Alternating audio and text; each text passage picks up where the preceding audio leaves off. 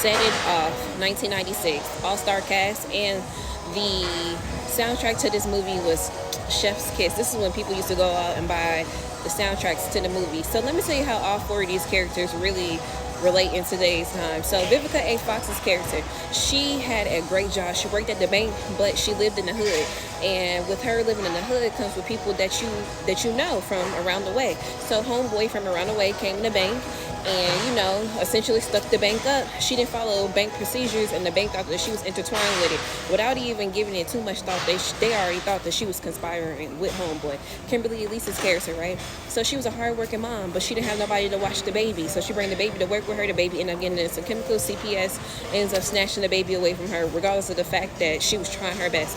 Queen Latifah was a hood rat, and yeah, she wanted to get out the hood, but she didn't know how, or didn't have the materials to get out the hood. But then when she did get the materials out the hood, she ended up blowing it on the car.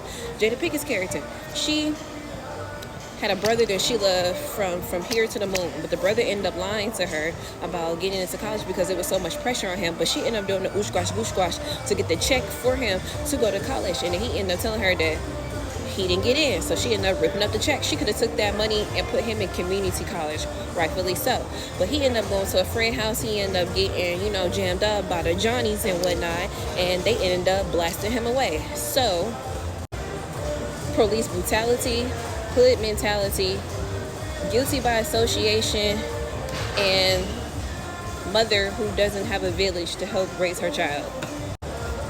What is crazy about this movie is the end part. Of course, we all know that Latifah, Fox, and Elise, they all end up perishing in the movie. But Jada doesn't die in the movie because the police officer has sympathy for her because they end up blasting her brother to the moon. That is the main reason why Jada Pinkett ended up getting away.